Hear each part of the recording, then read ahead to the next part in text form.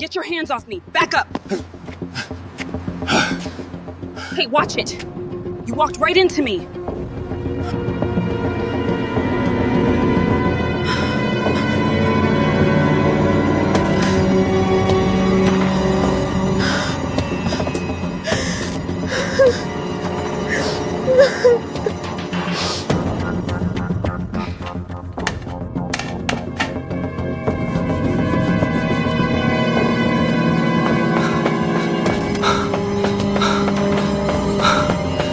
You're doing so well. Just keep breathing through it. We're almost there. The collision happened so fast that Melody Johnson didn't have time to turn away. One moment she was rushing down the crowded Brooklyn sidewalk, her hand pressed protectively against her swollen belly, her worn winter coat doing little against the biting November wind that cut through the fabric and chilled her to the bone. The next moment, she slammed into something solid, warm, and devastatingly familiar. Her canvas bag dropped from her shoulder, spilling across the wet pavement in a cascade of receipts, loose change, and the few dollar bills she had left until her next shift at the coffee shop. She gasped, stumbling backward, her other hand flying to her lower back where the constant ache had become her unwelcome companion over these past months. "I'm sorry, I wasn't looking," she started, Anna already bending awkwardly despite the weight of being 8 months pregnant, making every movement a calculated effort. Her knees protested as she crouched, her belly nearly touching her thighs as she reached for her scattered belongings. Then she saw the shoes, expensive Italian leather, black and pristine despite the wet sidewalk, the kind that cost more than 3 months of her current rent in the cramped studio apartment in Bed-Stuy. Her breath caught in her throat. Her hand froze halfway to a crumpled receipt. Slowly, as if moving through water, her gaze traveled upward. Perfectly tailored charcoal trousers, a black cashmere coat that she recognized because she'd been with him when he bought it, back when his closet had been her closet, when his world had been her world. Strong hands, one of which bore a small scar between the thumb and index finger on the right hand. The right hand. She knew before she reached his face. Some primal part of her had recognized him the instant their bodies collided, had known him on a cellular level that bypassed logic and fear, and the 8 months of carefully constructed distance she'd put between them. Jian-Quan stood frozen on the sidewalk, his dark eyes wide with something that looked like devastation. 8 months had changed him in ways that made Melody's heart clench despite everything. His black hair was longer than she remembered, swept back from his face in a style that made him look older, sharper. New lines bracketed his mouth and creased the corners of his eyes. He looked like he hadn't slept well in months. He looked like her. Melody. Her name came out rough, it barely more than a whisper, his Korean accent wrapping around the syllables the way it always had, turning her ordinary American name into something that sounded like a prayer. She couldn't move, couldn't breathe. For 8 months, she had lived in terror of this exact moment, had planned and replanned what she would do if he found her, had rehearsed 1,000 different scenarios in her mind during sleepless nights when the baby kicked and her thoughts spiraled. But all her preparations evaporated under the weight of his stare.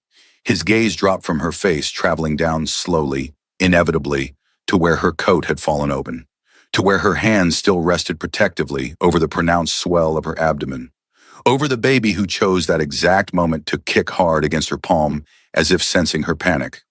She watched the realization hit him, watched his expression shift from shock to confusion to something she couldn't quite name, something that looked dangerously close to hope, and that terrified her more than anything else could have. "No," she whispered, finally finding her voice even as it cracked. "No, Jian, I have to go." She bent quickly, ignoring the sharp protest in her back, the way her belly made it nearly impossible to reach the scattered contents of her bag. Her hands shook so badly she could barely grip the dollar bills, couldn't make her fingers close around the coins that glinted on the wet concrete. "Wait." Jean's hand shot out, not grabbing her, but hovering near her elbow, close enough that she could feel the heat of his palm through her thin coat. "Please, Melody, just wait." "I can't." The lie came automatically. Adamar practiced. "I'm late for work." She had already finished her shift at the coffee shop 3 hours ago, was supposed to be heading home to collapse on her secondhand mattress and try to sleep despite the baby using her ribs as a punching bag. But she couldn't tell him that. Couldn't give him any information he could use to find her again, to trace her back to the tiny studio that barely qualified as an apartment. How far along are you?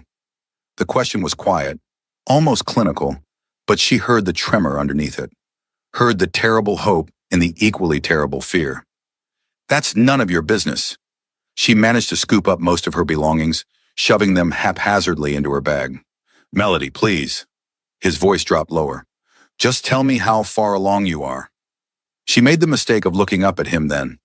His face had gone pale beneath his naturally tan complexion, his dark eyes fixed on her belly with an intensity that made her want to run. But there was something else there too, something that looked almost like wonder, and it broke something inside her chest. 8 months, she heard herself say, watching him calculate, seeing the exact moment the math clicked into place. His jaw clenched. A muscle jumped in his cheek. His hands, which had been hovering uncertainly, curled into fists at his sides. 8 months pregnant, he said slowly. You left 8 months ago. She said nothing. Let him work through it. Let him come to whatever conclusion he needed to reach. Which means you got pregnant right before leaving. Or... His eyes narrowed as he recalculated, and she saw the wheels turning in his brilliant mind. She saw him piecing together a timeline she'd prayed he would never consider. Or you were already pregnant when you walked out. Still, she said nothing. Her silence was damning, and they both knew it. My God, he breathed. You knew. You knew you were carrying my child and you still left. You let me spend 8 months thinking you'd betrayed me, thinking you'd moved on, when all along you were pregnant with my baby.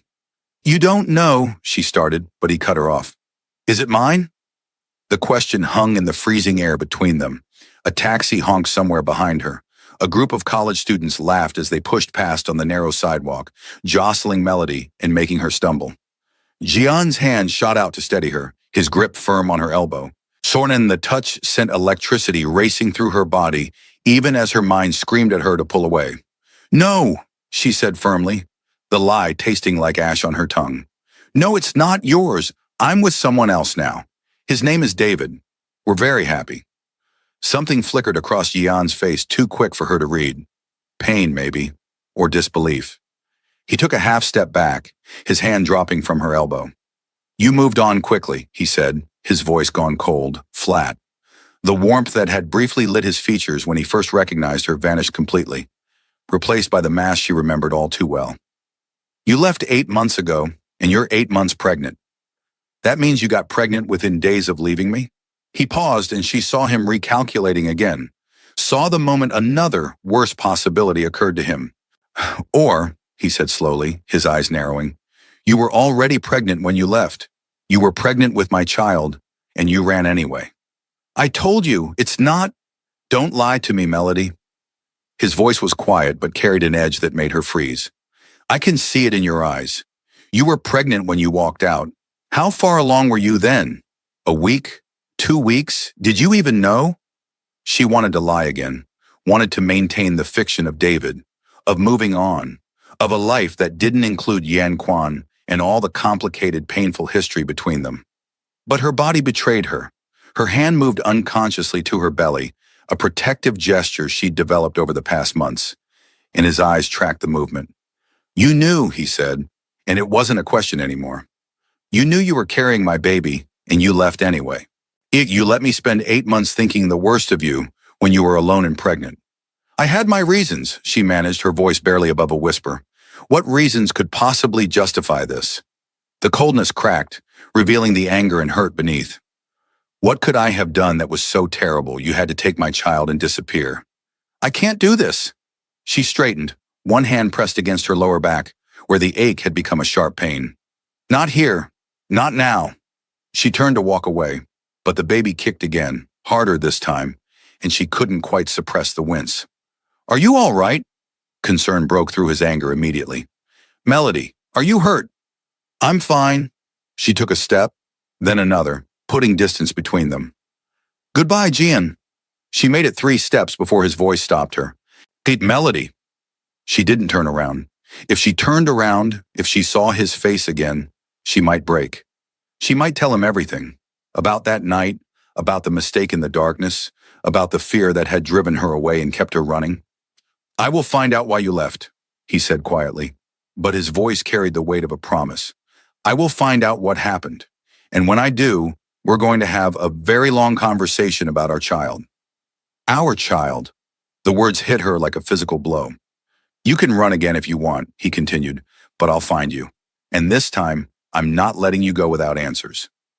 Then she heard his footsteps moving in the opposite direction, the tap of expensive leather against wet concrete growing fainter and fainter. She stood frozen on the sidewalk until she couldn't hear them anymore, until she was sure he was really gone. Only then did she let out the breath she'd been holding. Only then did she let the tears come, hot and fast down her cold cheeks. 8 months. She'd stayed hidden for 8 months, had built a fragile new life from nothing, had convinced herself she was safe. And in less than 5 minutes, everything had fallen apart.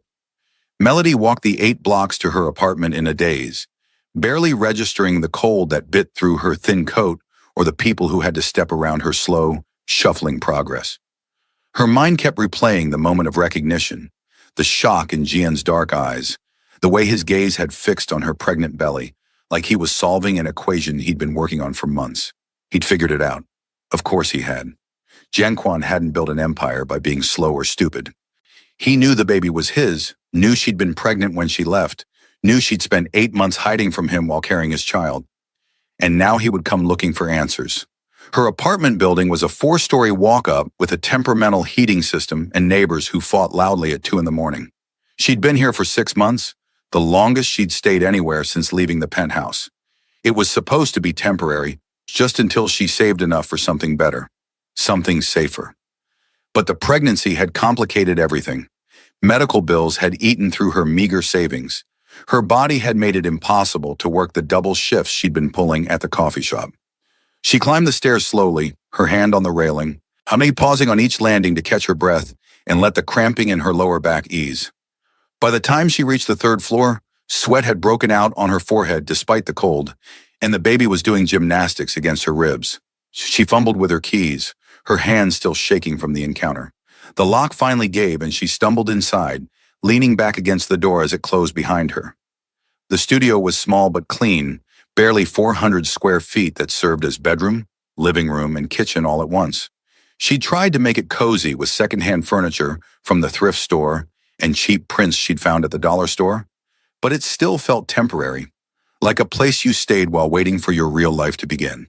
Melody dropped her bag on the kitchen counter that separated the cooking area from the rest of the room and collapsed onto her bed without bothering to take off her coat. Her whole body ached. She'd been on her feet for 8 hours at the coffee shop, and the collision with Yan had drained what little energy she had left. She pressed both hands against her belly, feeling the baby move beneath her palms. A boy. She'd found out at the 20-week ultrasound, sitting alone in that sterile room, while the technician moved the wand across her stomach and pointed out features on the grainy black and white screen. When the technician had asked if she wanted to know the sex, Melody had said yes without thinking, hungry for any connection to the life growing inside her. A boy, Jian's son, and the child she'd been carrying when she walked out of their penthouse apartment on a cold March morning, leaving behind everything except the clothes on her back and the secret growing inside her. She'd been barely a week along when she left, so early that most women wouldn't have known yet. But she'd known. She'd taken 3 pregnancy tests over 2 days, had watched the positive lines appear with a mixture of joy and terror that had made her hands shake. She'd been planning to tell Jian, had been working up the courage, thinking maybe a baby would change things.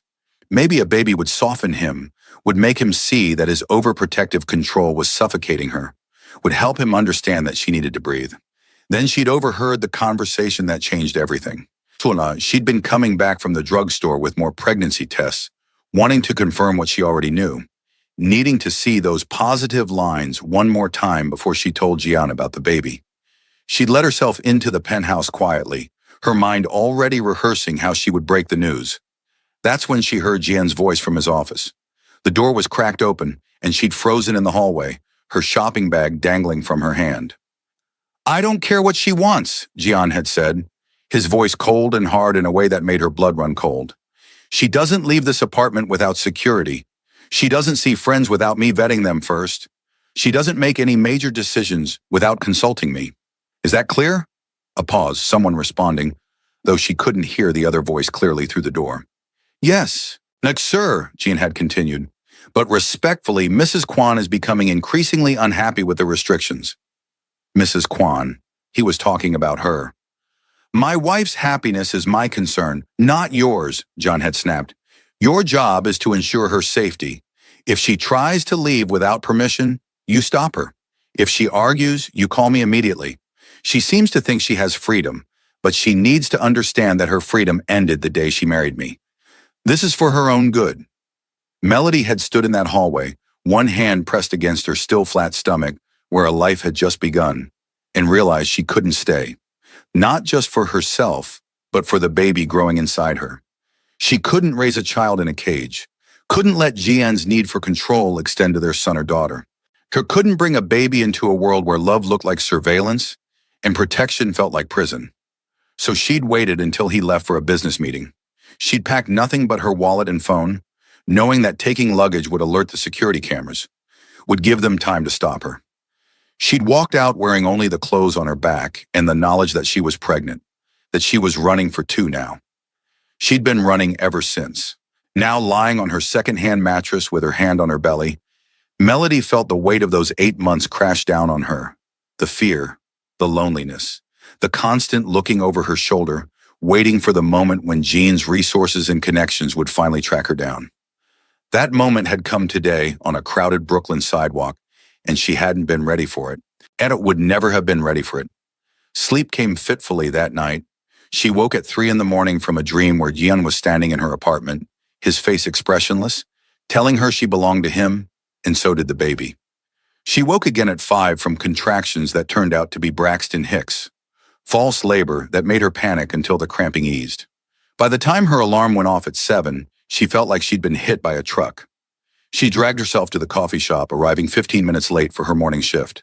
Teresa Martinez, her manager, took one look at her and frowned. You look terrible, mija, Teresa said, her warm brown eyes concerned behind the steam rising from the espresso machine. Are you feeling all right? Just tired, Melody managed, tying her apron around her expanded waist with difficulty. Honey, I'm fine. Melody, you're about to pop. Teresa wiped down the counter with sharp, efficient movements. Maybe you should take some time off before the baby comes. Rest up. I need the money. Melody pulled out her notepad to take orders, even though the morning rush hadn't started yet. I'll be fine, Teresa. I promise.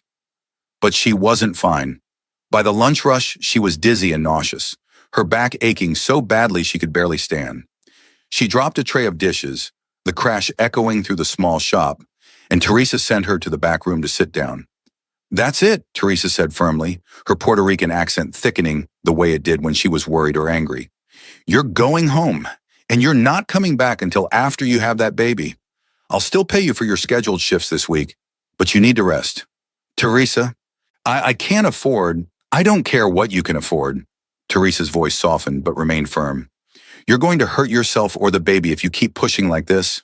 Go home, Melody. That's an order. So Melody went home, too exhausted to argue. She stopped at the corner bodega on the way, buying cheap staples that would stretch through the week. Rice, beans, eggs, bread. The owner, Mr. Kim, rang up her purchases with sympathetic eyes but said nothing about the way her hands shook as she counted out exact change. She climbed the 3 flights of stairs back to her apartment, each step feeling like a mountain. An envelope was taped to her door. She knew what it was before she opened it.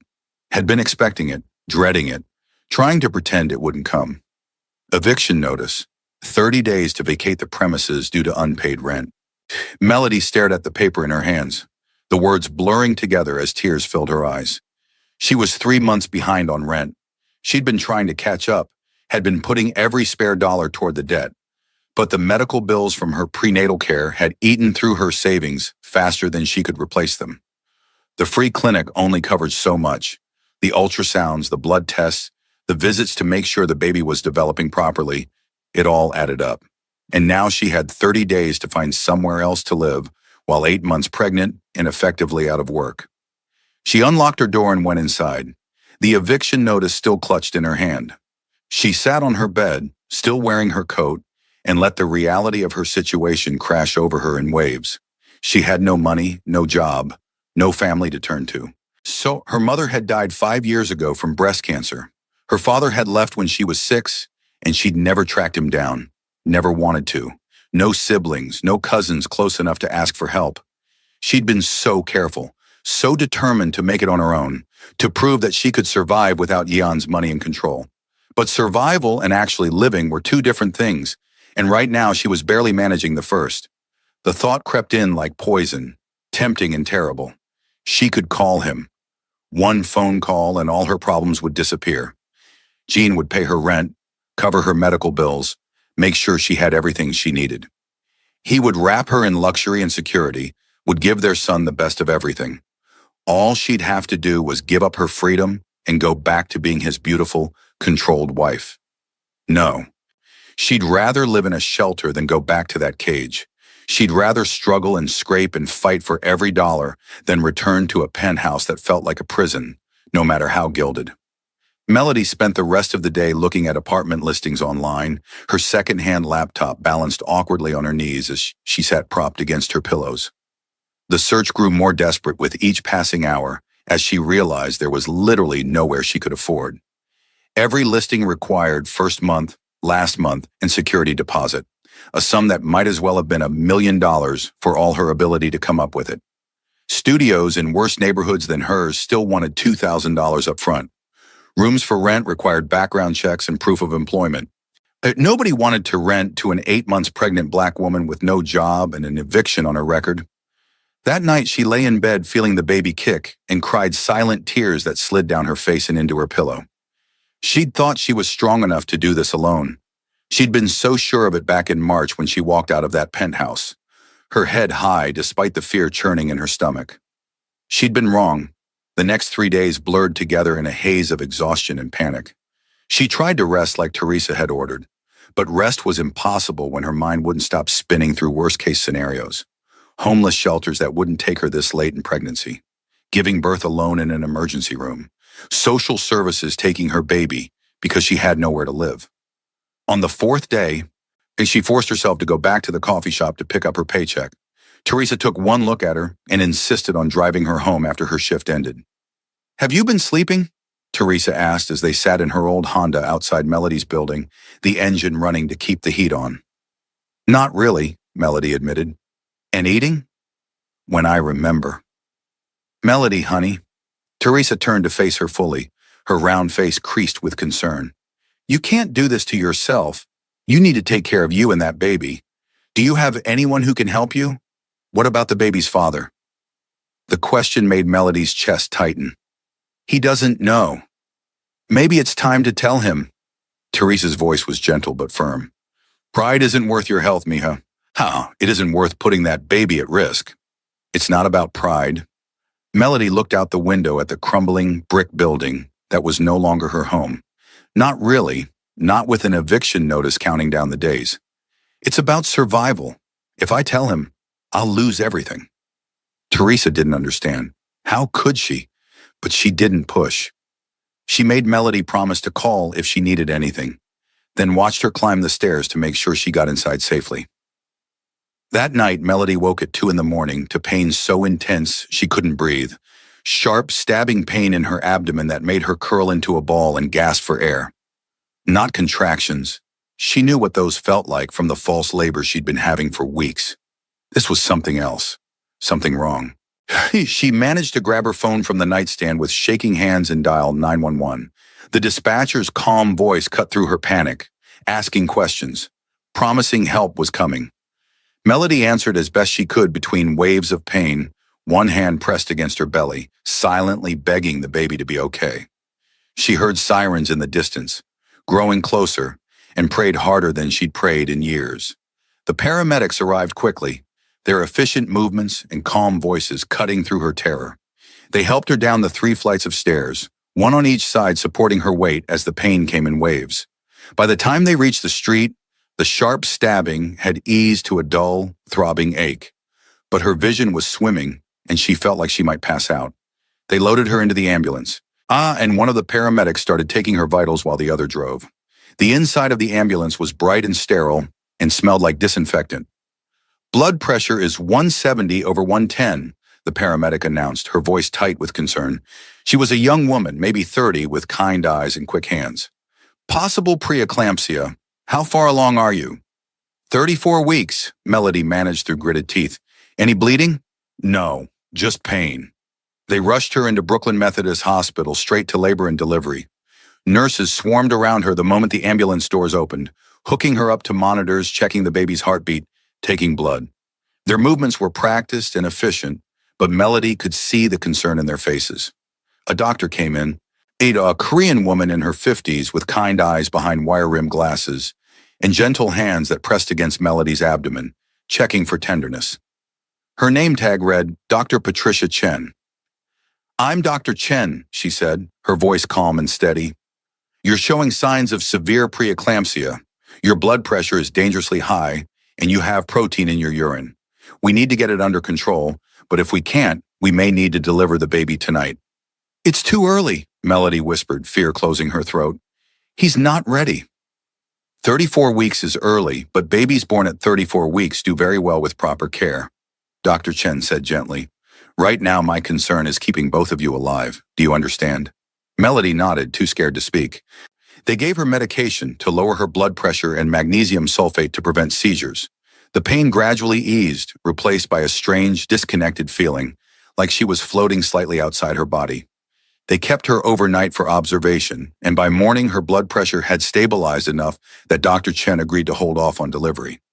But you're on bed rest from now until delivery, Dr. Chen said firmly, standing at the foot of Melody's hospital bed with her chart.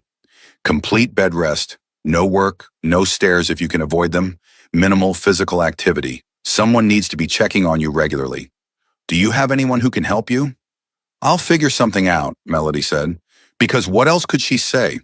That she had nobody? That she was about to be evicted and homeless? That the baby's father didn't even know he existed? This isn't optional, Melody.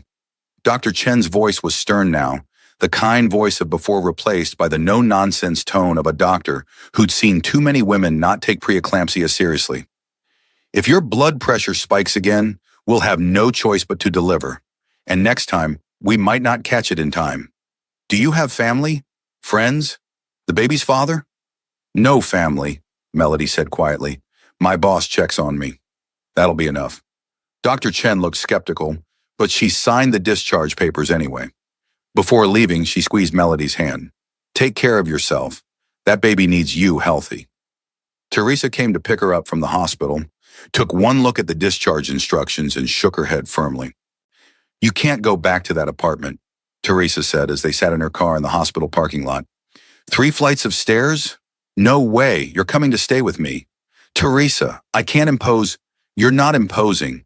I've got a spare room, and I work from home half the week anyway. I can keep an eye on you. Teresa started the car, making it clear the decision was already made. Don't argue with me, mija. You scared 10 years off my life when that hospital called me as your emergency contact. So Melody found herself installed in Teresa's spare bedroom in Queens, surrounded by kindness she didn't deserve and hadn't asked for. Teresa brought her meals 3 times a day, checked her blood pressure with a home monitor twice daily, and made sure she stayed horizontal as much as possible. But it couldn't last. On the 3rd day, Teresa got a call that her mother in Florida had fallen and broken her hip. She needed to fly out immediately. I'm so sorry, Teresa said, already pulling her suitcase from the closet and throwing clothes into it with shaking hands. My sister is a mess, and Mom needs someone there who can handle the medical stuff. I'll only be gone a few days, maybe a week. Will you be okay? I'll be fine, Melody assured her, even though her heart was sinking. Go take care of your mom. I promise I'll be careful. Call someone if you need help, Teresa insisted, pausing in her packing to grip Melody's shoulders. Promise me. Don't try to tough this out alone. I promise. Teresa left that evening, catching a red-eye flight to Tampa. Melody lay in the quiet apartment, listening to the sounds of the city through the window, sirens, car horns, the distant rumble of the subway, and felt the loneliness crash over her like a wave. She was alone again, completely, utterly alone, with a baby who could decide to come at any moment, and a body that was trying to betray her. That night, she had a dream that wasn't quite a nightmare but hurt worse than one.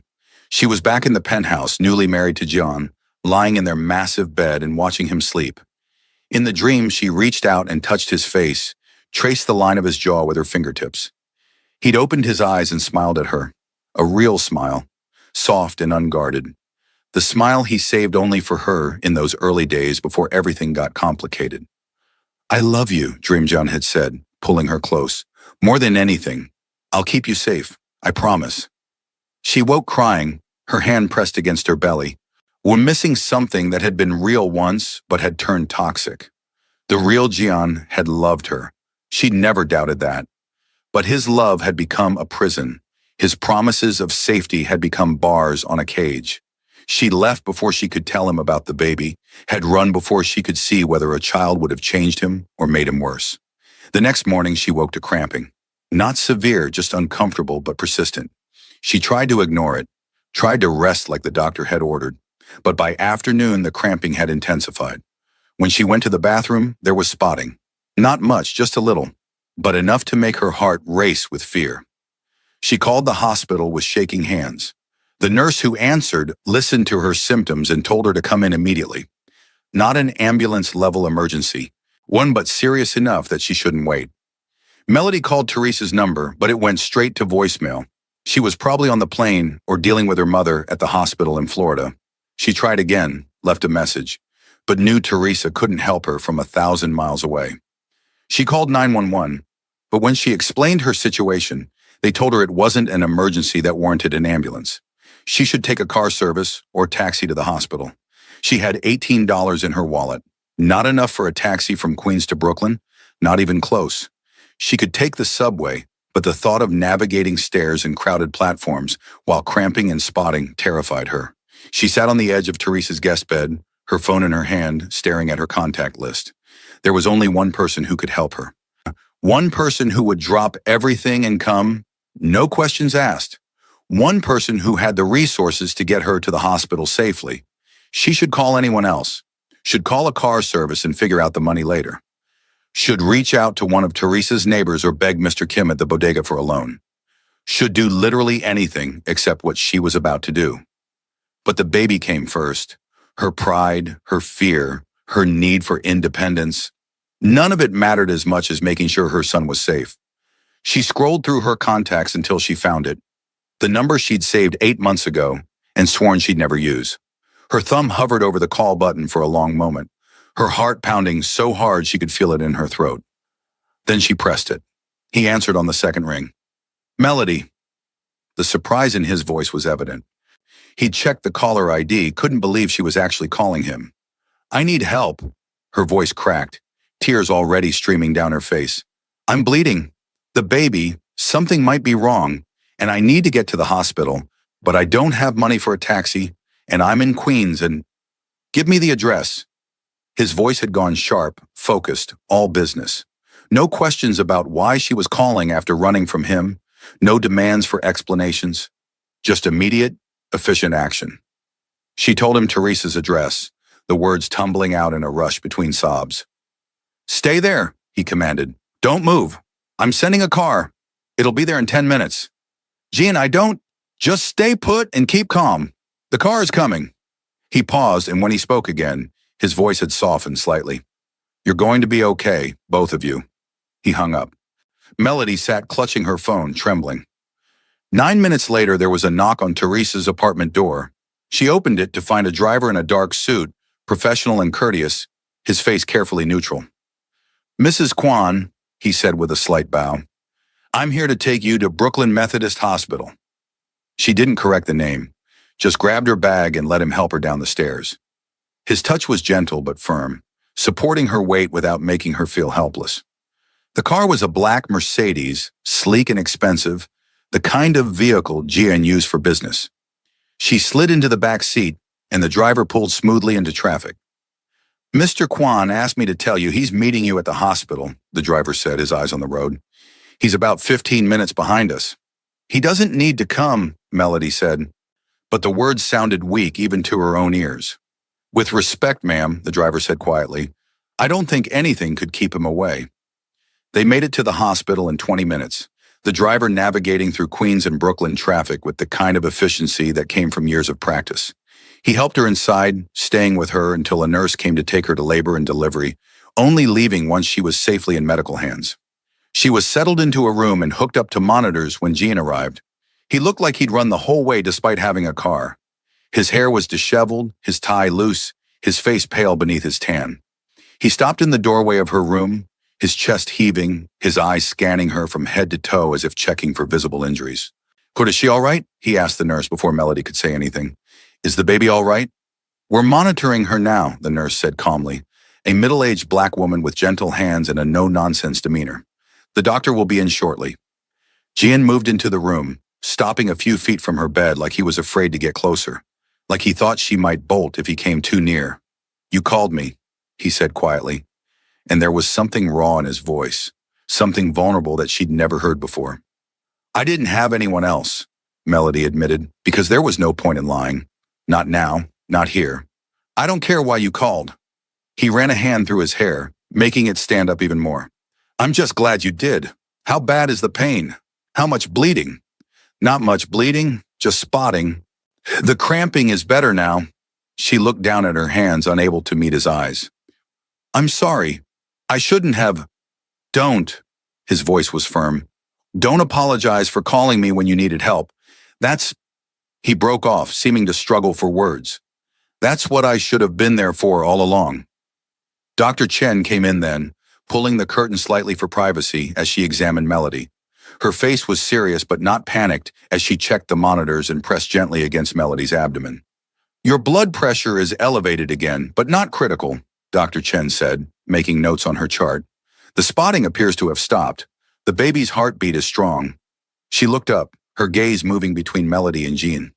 "You're very lucky, but Melody, you can't be alone anymore. Not with preeclampsia this severe. You need someone checking on you constantly. If your blood pressure spikes again, or if you start having symptoms, you need to be able to get help immediately." "I'll figure something out," Melody started, but Jean cut her off. "No, she won't." His voice was firm, decisive, the voice of a man used to solving problems. "She's coming home with me. I have a penthouse with an elevator, full-time staff, and I work from home. She'll have round-the-clock care." "Jean, no!" Melody tried to protest, but Dr. Chen was already nodding. "That sounds ideal," Dr. Chen said. "As long as you're willing to follow the care plan I'll set up." "She'll be safe with me," John said, his eyes never leaving Melody's face.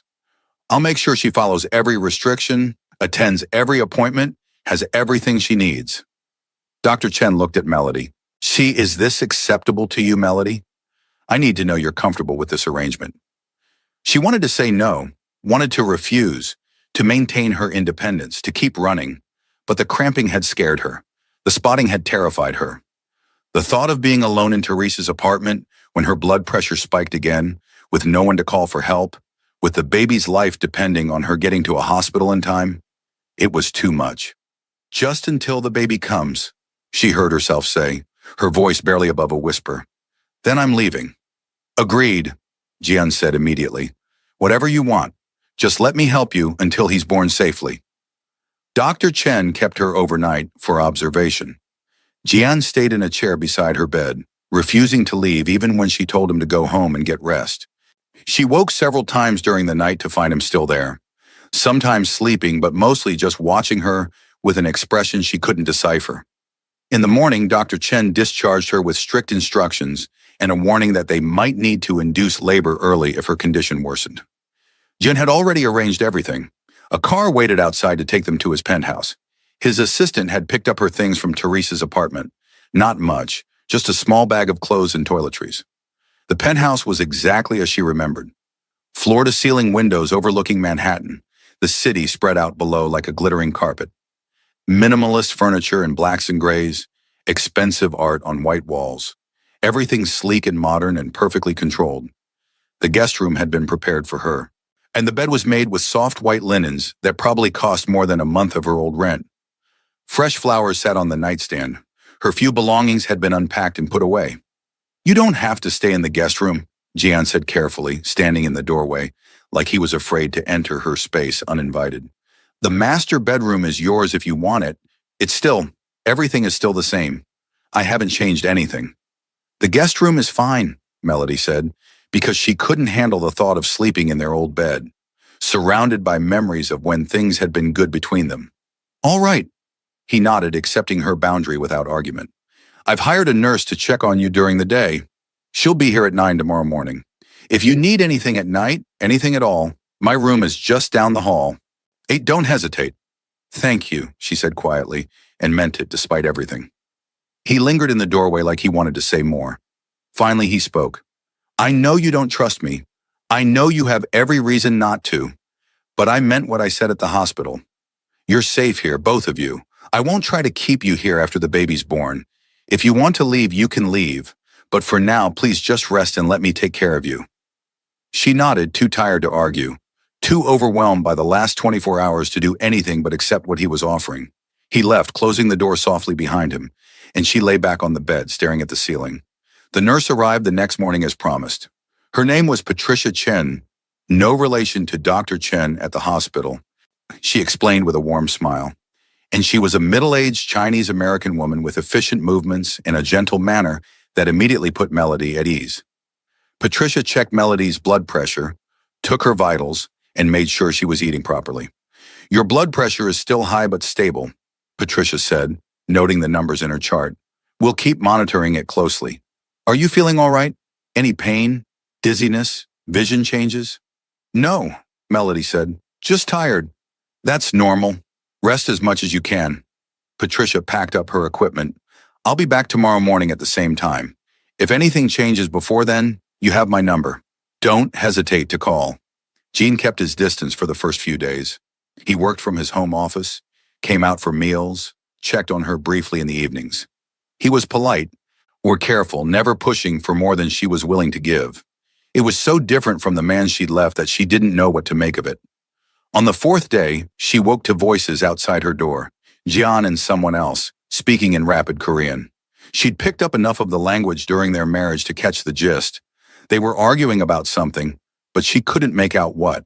Then silence. A few minutes later, Jean knocked on her door. Come in, she called, pushing herself up to sit against the headboard. He entered carrying a folder, his expression troubled in a way she hadn't seen since she'd arrived. I need to talk to you about something, he said quietly. About why you left. Her heart started racing. I don't want to talk about that. I know, but I need you to hear this. Please. He sat in the chair near her bed, the folder resting on his lap. After you left, I was angry, hurt. I couldn't understand why you just disappear without explanation. So I had people investigate. I thought maybe someone had threatened you, or you'd gotten into some kind of trouble. Jian, please, let me finish. His voice was gentle but firm. He opened the folder. What they found was this: documents showing that someone had been feeding you information designed to make you afraid of me. Edited recordings of conversations taken out of context. Fake incident reports about my business dealings. Someone wanted you to leave, and they manipulated you into doing it. Melody stared at him, her mind spinning. What are you talking about? The conversation you overheard, he said quietly. The one about restricting your movements, and about controlling your life. It was real, but it wasn't about you. It was about my mother. Your mother? The words came out as barely a whisper. She'd been diagnosed with early-stage dementia. She kept trying to leave her apartment alone and getting lost. I'd hired security to keep her safe, to make sure she didn't wander off or get hurt. That conversation you heard was me giving instructions about her care, not yours. Melody felt the room tilt. No, that doesn't make sense. He said Mrs. Kwan. He was talking about me. My mother is also Mrs. Kwan, Jean said gently, and the conversation was deliberately staged where you would overhear it by someone who wanted you to think I was trying to control you. Someone who had access to our apartment, who knew your schedule, us who could manipulate situations to plant doubt in your mind. He pulled out papers from the folder and held them out to her. Someone who had every reason to want you gone. Who? The question came out hoarse. My cousin Yuna. His jaw clenched. She'd been in love with me since we were teenagers. When I married you, when I married a black woman instead of the Korean woman my family expected, she saw you as an obstacle. So she started working on you slowly, feeding you doubts, making you afraid. When that didn't work fast enough, she staged that conversation for you to hear. Melody's hands were shaking as she took the folder. Inside were phone records showing calls between Yuna and the household staff. Email records showing Yuna asking about Melody's schedule, about when Jian would be away. Security footage showing Yuna in their apartment on the days Melody had accidentally overheard conversations. There were transcripts too. The real conversation about Jian's mother, time-stamped and dated. Another transcript showing Yuna coaching the security guard on exactly what to say, how to make it sound like the restrictions were about Mrs. Kwan, the wife, not Mrs. Kwan, the mother. It was all there, everything.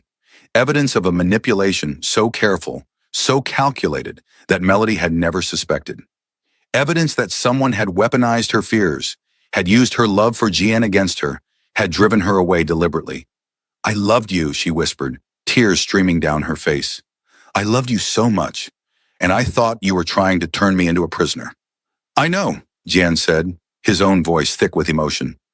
"And I'm sorry I gave you reasons to believe it might be true. I was overprotective.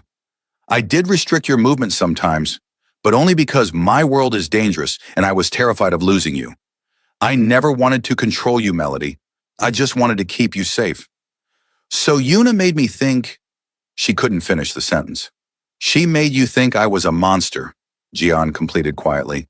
"And when you found out you were pregnant, you ran because you didn't want to raise a child in what you thought was a cage." He leaned forward, his dark eyes intense. "But I never knew, Melody.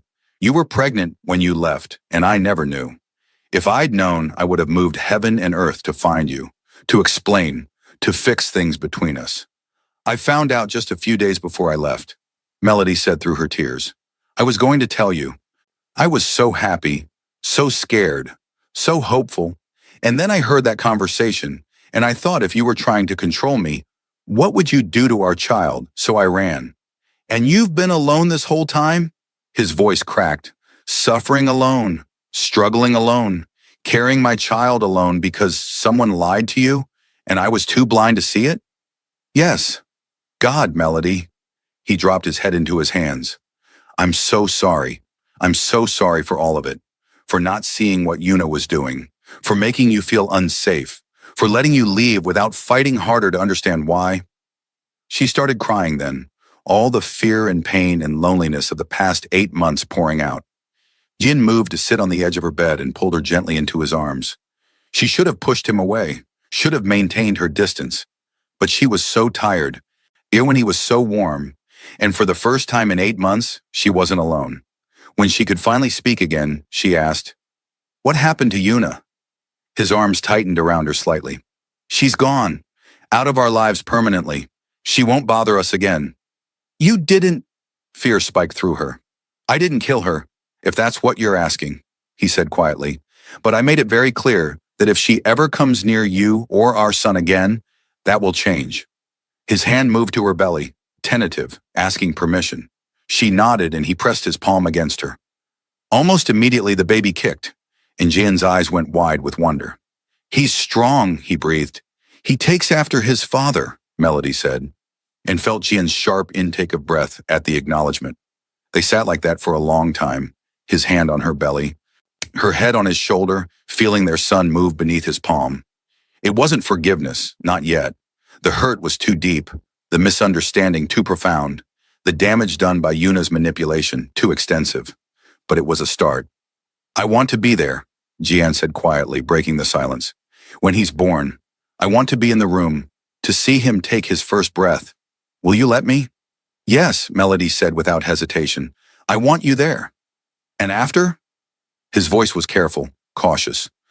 "When you're healed and ready to leave. What happens then?" She pulled back to look at him, seeing the fear in his eyes, the hope he was trying to hide. "I don't know yet," she admitted. "We have a lot to work through, a lot of trust to rebuild. But maybe we don't have to figure it all out right now. Maybe we can just take it one day at a time." "I can do that," he said immediately. "One day at a time." His hand was still on her belly, his expression soft in a way she hadn't seen in so long. "Does he have a name?" "I've been thinking about it," Melody said. "I wanted to wait until you could have input.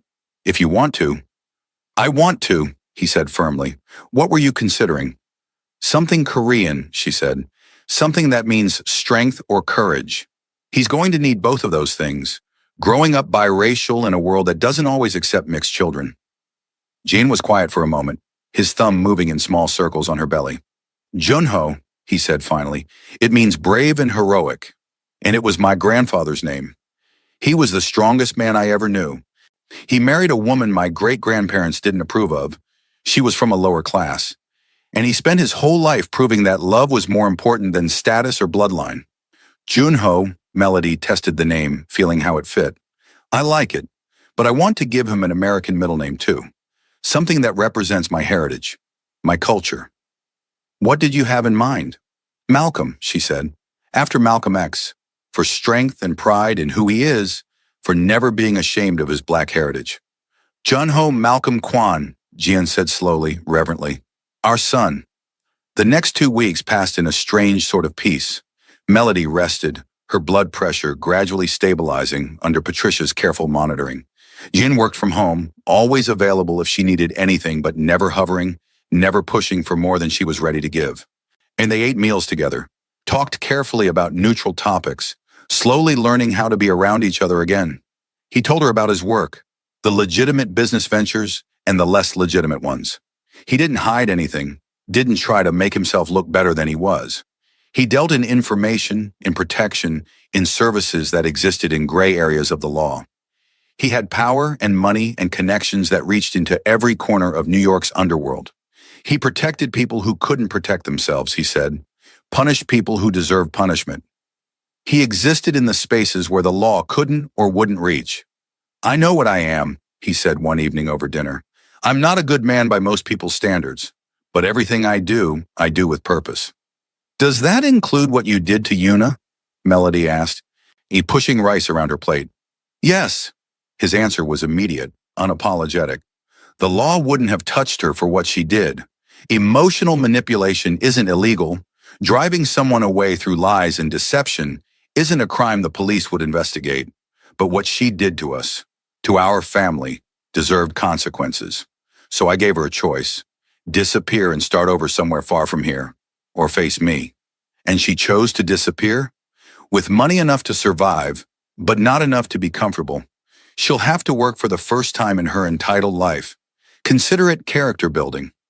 Melody should have been disturbed by the cold calculation in his voice. Instead, she felt a savage satisfaction. Yuna had destroyed their marriage, had separated a father from his unborn child, had caused 8 months of suffering and fear. Whatever Jean had done to her, she'd earned it. Thank you, Melody said quietly, for dealing with her, for believing me, for everything. You don't have to thank me. This is what family does. He paused, then added carefully, family. The word hung between them, heavy with meaning. They weren't just 2 people anymore. They were about to become 3. Whether they stayed together or separated after the baby was born, they would always be connected by their son. On a Tuesday morning, 3 weeks after moving into the penthouse, Melody woke to wetness between her legs. Not spotting this time, her water had broken. She felt the first contraction hit, a tight band of pressure wrapping around her belly, and knew it was time. Jian, she called out, trying to keep her voice calm even as her heart raced. Jian, it's happening. He burst into her room 30 seconds later, barefoot and shirtless, his hair sticking up like he'd been sleeping. His eyes were wild with panic that disappeared the instant he saw her sitting up in bed, one hand on her belly. The baby, he asked, already reaching for his phone. My water broke. We need to go to the hospital. He transformed instantly from sleepy to focused. He grabbed his phone, made calls while helping her stand, his movements efficient despite the adrenaline she could see coursing through him. A car was already waiting downstairs by the time they made it to the elevator. Jean had a bag packed for her, had been ready for this moment for weeks. The drive to Brooklyn Methodist took 20 minutes. Contractions were coming every 7 minutes, manageable but intensifying. Yes, Jean held her hand in the back seat, his thumb rubbing circles on her palm, his voice steady and calm, even though she could feel the tension radiating from him. You're doing great, he murmured. Just breathe through them.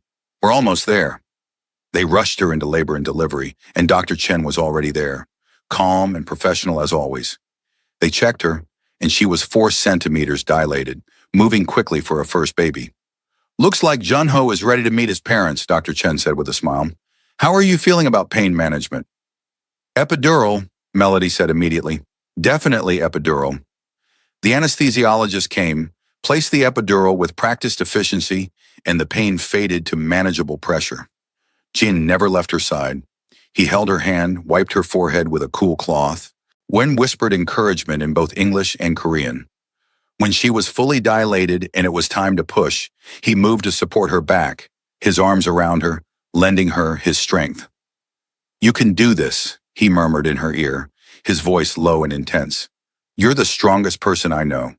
You survived 8 months alone with our child. You built a life from nothing. You can do anything." She pushed and pushed and pushed.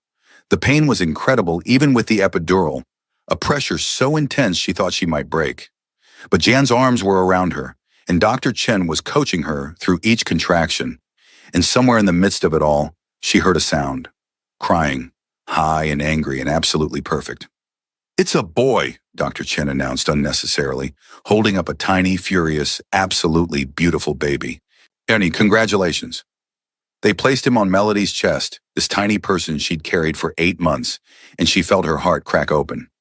He was so small, barely 5 pounds because he'd come early, with a shock of black hair and tiny fists waving in the air. His eyes were squeezed shut, his mouth open in outrage at being forced into the cold world. "Hi, baby," Melody whispered through her tears. "Hi, Junho. I'm your mom." "And I'm your dad," Jian added, his voice breaking. He was crying too, silent tears sliding down his cheeks as he stared at their son. "We're your parents, and we love you so much." Junho stopped crying at the sound of their voices, his tiny face scrunched up, his eyes trying to open, responding to the voices he'd been hearing for months through Melody's belly. And Melody looked up at Jian and found him staring at her with an expression of such profound love and wonder that it took her breath away. "We made him," Jian said softly, one hand reaching out to touch Junho's tiny hand. The baby's fingers immediately wrapped around Jian's thumb, gripping tight.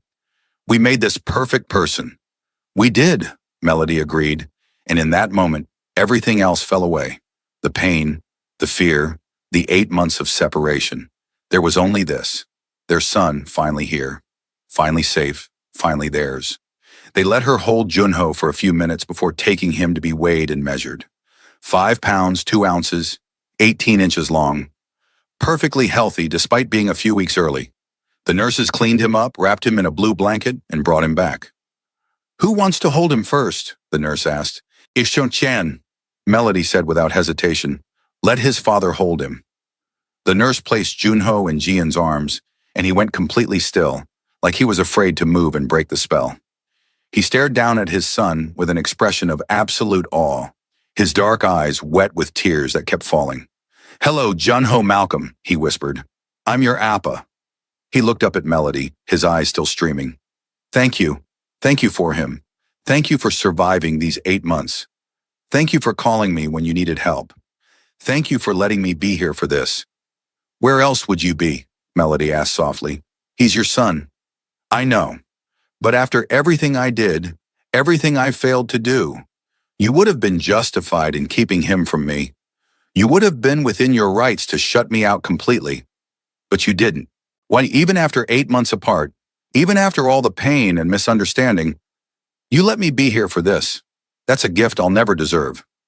They moved her to a recovery room a few hours later. Junho was in the nursery being monitored since he was a few weeks early, but he was doing well.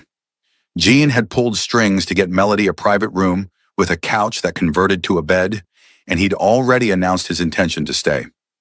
"You should go home," Melody said as evening approached, exhaustion pulling at her. "Get some real sleep in an actual bed. I'm not leaving, not tonight, not while you're here." He settled onto the couch, testing its comfort. "I'll sleep here. I won't bother you, but I need to be here. I need to know you're both safe." She was too tired to argue. She fell asleep within minutes, her body exhausted from labor. And when she woke in the middle of the night, Jean was sitting in the chair next to her bed, wide awake, watching her sleep. "You're supposed to be resting," she murmured. "I will. I just wanted to make sure you were okay first." He reached out slowly, giving her time to pull away, and took her hand. "Melody, I need to tell you something. Something I should have said 8 months ago, before everything fell apart. Something I should have said every day we were together." What? She asked, her voice thick with sleep. I love you. The words were quiet but steady, carrying a weight that made her breath catch. I've loved you since the day we met. I loved you when we got married. I loved you when you left, even though I didn't understand why. I loved you every single day you were gone, even when I thought you'd betrayed me. And I love you now even more than before, because now I understand what I almost lost. He squeezed her hand gently. I'm not asking you to love me back. I'm not asking you to stay. I'm just telling you that you're loved. You and Junho, you're both loved completely and unconditionally, no matter what you decide when you're ready to leave here. Melody felt tears sliding down her cheeks. I never stopped loving you, she whispered, even when I thought you were trying to control me. Even when I was running, even when I was so angry I could barely breathe, I never stopped. I just didn't know if love was enough. Is it enough? His voice was barely audible, like he was afraid of the answer. I don't know yet, she admitted, but I want to find out. Not right now. I'm not ready to make decisions right now, but maybe in a few weeks. When I'm healed and we've had time to figure out how to be parents, maybe then we can talk about what comes next. I can wait, Jian said immediately. I'll wait as long as you need. They brought Junho back at 6 in the morning for feeding. Melody tried to breastfeed, but he was small and sleepy and had trouble latching. The lactation consultant came, patient and kind, and eventually Junho figured it out. Watching him nurse, his tiny hand wrapped around her finger, Melody felt a surge of fierce, protective love so intense it hurt. He's perfect, Jian said softly from his chair, watching them with wonder in his eyes. Absolutely perfect. He is, Melody agreed. We did good. You did good. I just contributed genetic material. You grew him, carried him. I kept him safe when I didn't even know he existed. And now we keep him safe together, Melody said, and watched hope bloom across John's face. They kept them in the hospital for 3 days since Junho was early, and they wanted to monitor him. He gained weight instead of losing it, passed all his tests, and proved he could regulate his temperature and breathing on his own. On the morning of discharge, Yan arrived with a car seat already installed in the Mercedes and 6 different outfits for Junho to wear home. I didn't know what to get, he admitted, holding up tiny onesies with serious concentration. So I bought 6 different options and let the nurses pick. Melody laughed, the sound feeling strange and wonderful. When was the last time she'd laughed? Months ago, maybe longer.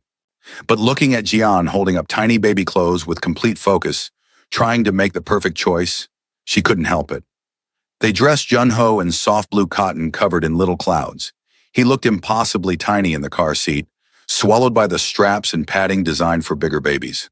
The drive back to the penthouse was nerve-wracking, every bump and turn making Melody's heart race. But they made it safely, and Jian carried the car seat up like it contained the most precious cargo in the world, which it did. The penthouse had been transformed while they were at the hospital. The guest room where Melody had been staying now contained a crib, a changing table, a rocking chair, and shelves full of baby supplies. Everything was soft and neutral, done in creams and grays and blues. A mobile hung over the crib with little animals that played a gentle melody when you wound it up. When did you do all this? Melody asked, staring around the nursery in amazement. While you were in the hospital, Jian said, setting the car seat down gently. I wanted it ready for when you came home. He paused, then added carefully, I hope it's okay. If you don't like anything, we can change it. It's perfect, Melody said, her throat tight. It's all perfect. Those first few days were a blur of feeding and diaper changes and exhaustion. Junho ate every 2 hours, which meant no one slept for more than 90 minutes at a time. Melody was sore and tired and overwhelmed by the reality of keeping a tiny human alive. But she wasn't alone. Jian was there for every feeding and learning how to change diapers with the focused intensity he brought to everything. Rocking Junho when he cried, figuring out how to be a father in real time. He made mistakes, held Junho too carefully at first, like he might break, then had to learn to be firmer when the baby needed burping. But he learned quickly, and he never complained, never acted like caring for his son was beneath him. One night, about a week after coming home, Melody woke at 3 in the morning to silence. Panic flooded her immediately. Why wasn't Junho crying? Was he breathing? Was he okay? She threw off her covers and rushed to the nursery, her heart pounding. She found Jian sitting in the rocking chair, shirtless, with Junho asleep on his bare chest. He was singing softly in Korean, a lullaby she vaguely recognized from when his mother used to hum it years ago. His hand covered most of Junho's tiny back, moving up and down with each breath. He was fussing, Jian whispered when he noticed her in the doorway. I didn't want him to wake you. The skin-to-skin seems to help him settle. Melody's heart melted. This man, this dangerous man who ran an empire from the shadows, who inspired fear in his enemies and commanded respect from everyone around him, was sitting in a rocking chair at 3 a.m, singing lullabies to their son, and he looked happier than she'd ever seen him.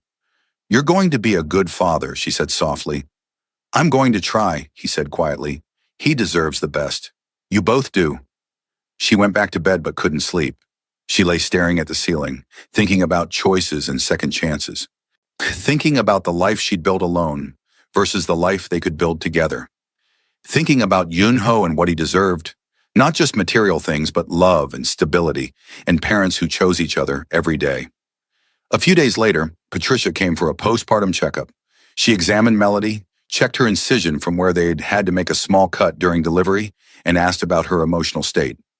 How are you feeling mentally? Patricia asked, making notes on her chart. Any signs of postpartum depression or anxiety? Intrusive thoughts? I'm tired, Melody admitted. Overwhelmed sometimes. But I think that's normal, isn't it? It is, Patricia confirmed. But I want you to know the signs to watch for anyway. If you start feeling hopeless, or like you can't bond with the baby, or have thoughts of hurting yourself or him, you call me immediately, understood? Understood. And your living situation?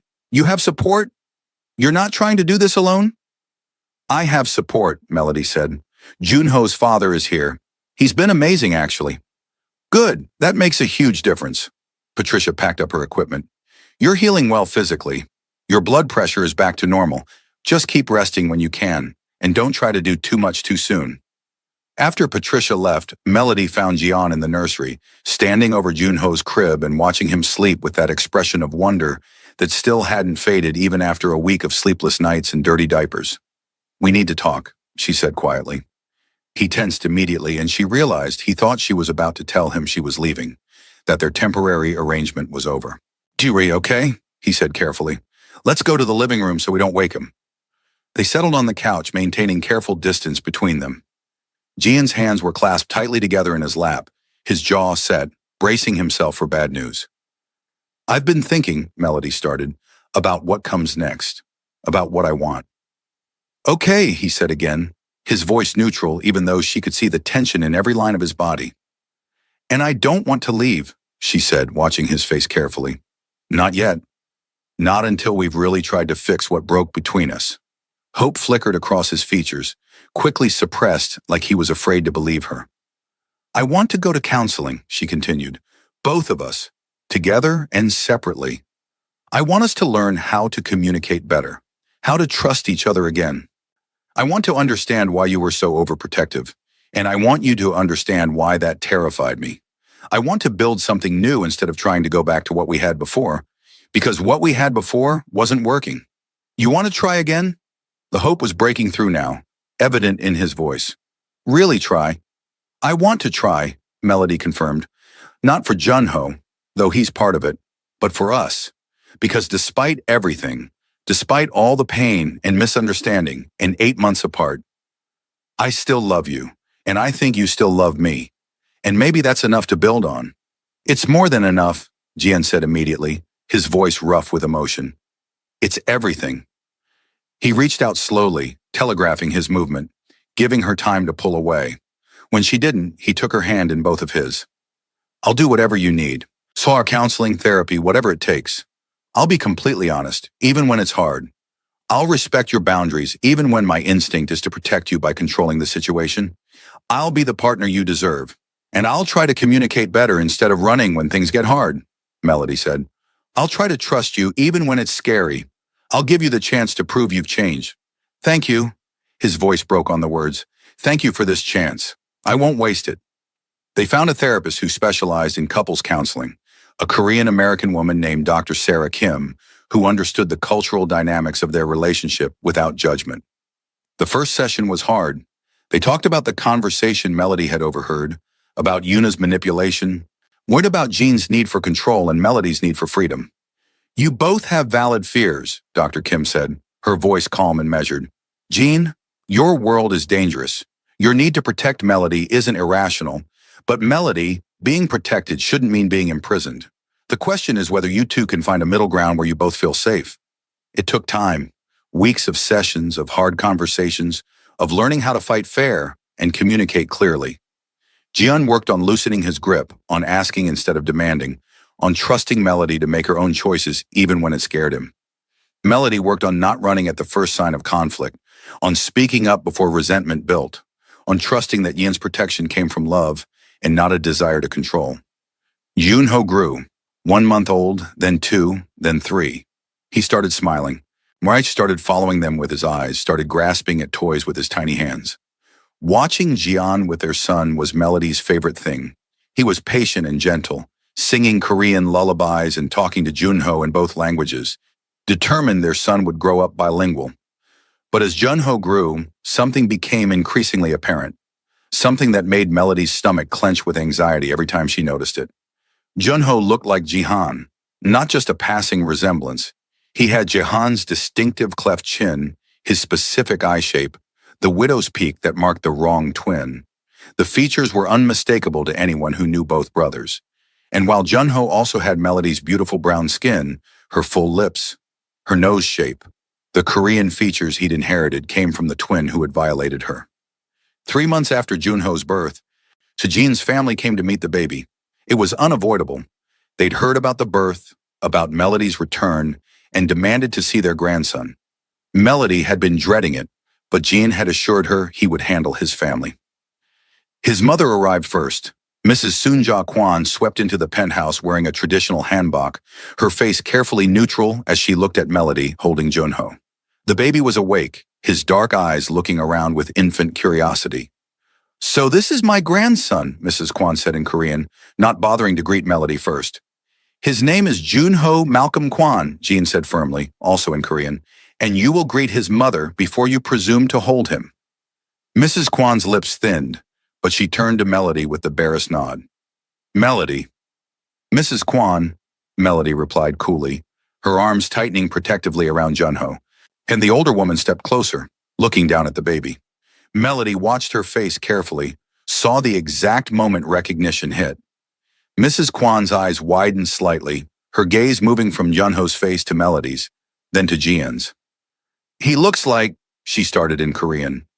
"He looks like his father," Jian interrupted sharply. "Me." But Mrs. Kwan's expression had changed, suspicion replacing the brief warmth that had appeared when she first saw the baby. "Does he? Because I see—" "You see your grandson," Jian said, his voice dropping to a dangerous low. "That's all you need to see." Other family members arrived, aunts, uncles, cousins, and Melody watched the same realization cross their faces, one by one. The whispers started in Korean, thinking she couldn't understand.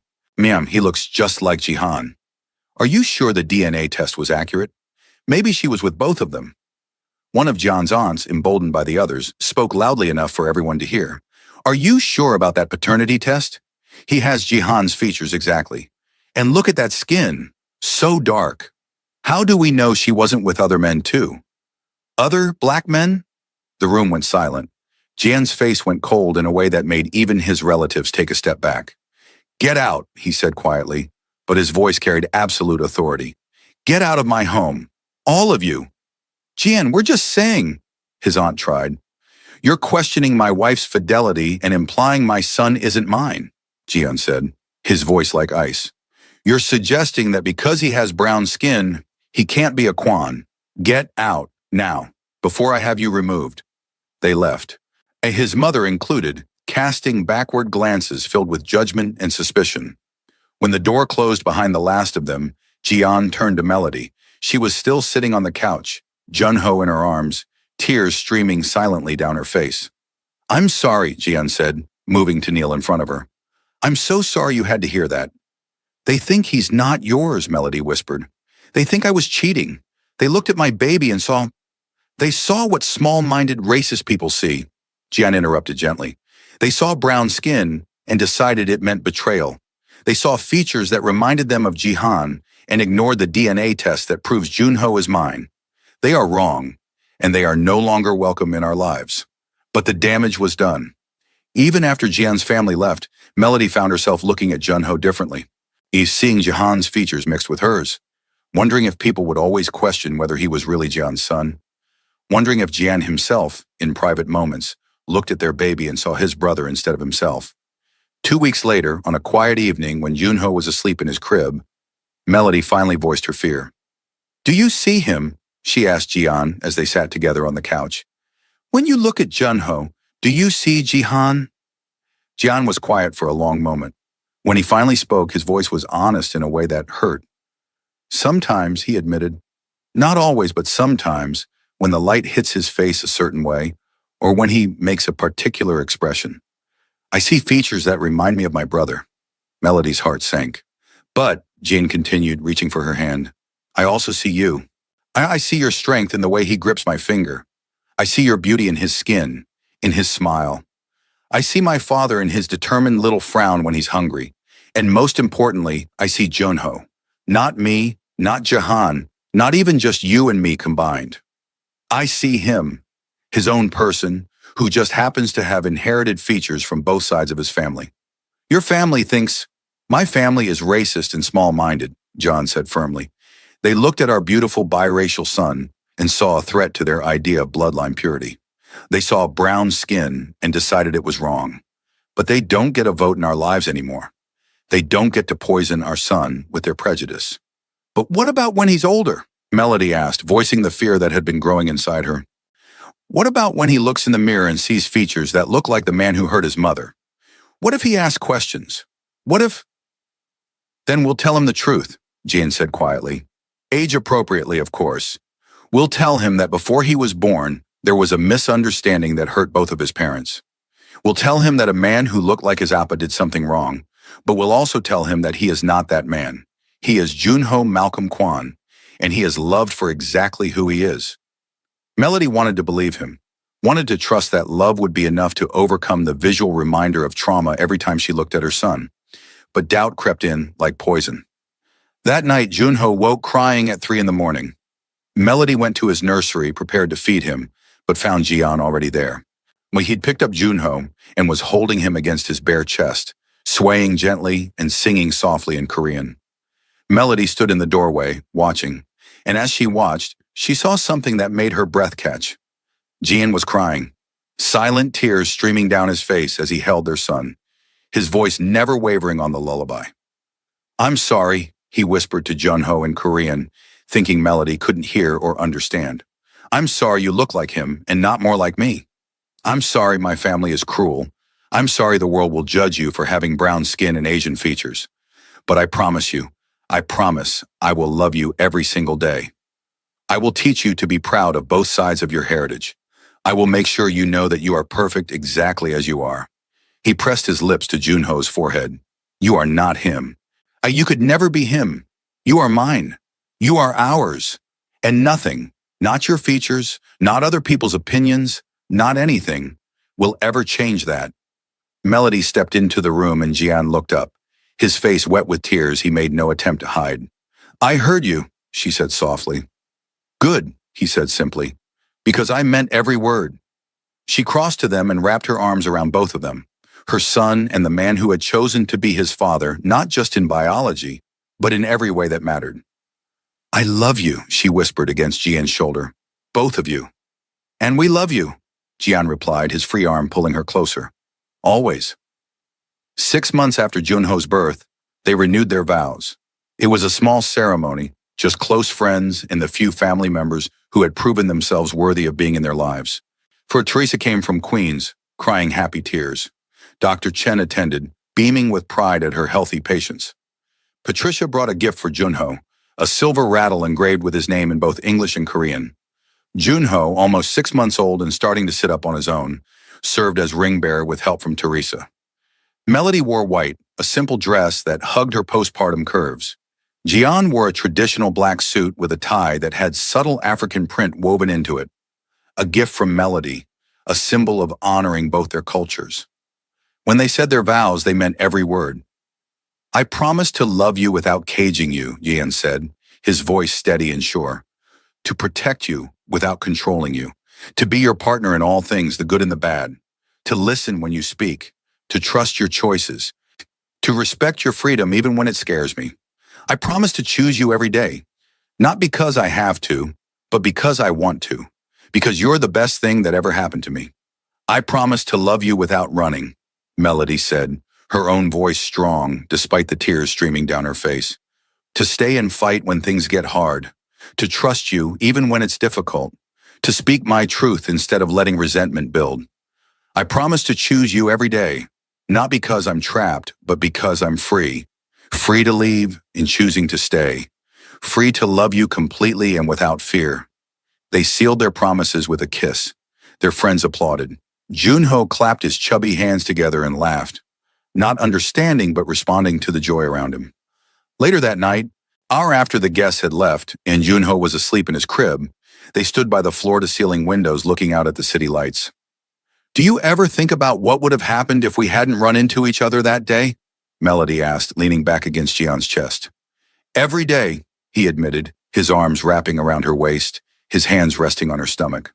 And every day I'm grateful we did. Grateful you were brave enough to call me when you needed help. Grateful you gave me a second chance I didn't deserve. Do you think Junho will understand someday?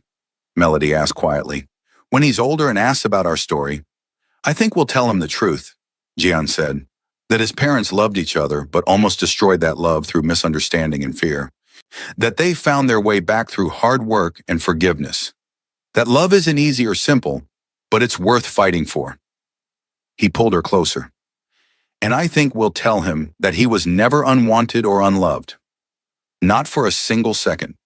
That even when his parents were apart, even before I knew he existed, he was loved. That's a good story, isn't it? It's our story, Melody said, turning in his arms to face him. And we're still writing it. They stood there for a long time, wrapped in each other's arms, watching the city lights twinkle below. Somewhere down there, people were falling in love and falling apart, making mistakes and fixing them, running away and coming home, just like they had. But tonight, they were together, a family, imperfect and scarred, but whole, and that was more than enough. From the nursery, when they heard Junho start to fuss, without a word, they walked together to their son's room. Jian picked him up gently, and Melody stood beside them, her hand on Junho's back. We're here, baby, Melody whispered. Both of us, always. Junho settled immediately at the sound of her voice, his little hand reaching for Jian's finger, while his head turned toward his mother. And in that moment, looking at their son, with Jian's features and hers, Korean and black, a perfect blend of both their worlds, Melody finally understood. Love wasn't about perfect circumstances or easy choices. It was about showing up every day and choosing each other, choosing your family, choosing to believe that together you were stronger than apart. And she chose them. Every single day she chose them. The story wasn't over. There would be more challenges, and more moments of doubt, more times when Junho's features would remind them of painful history. There would be racist relatives and strangers who questioned their family. There would be struggles as Junho grew up biracial in a world that didn't always accept mixed children, but they would face it together, as partners, as a family, and that made all the difference.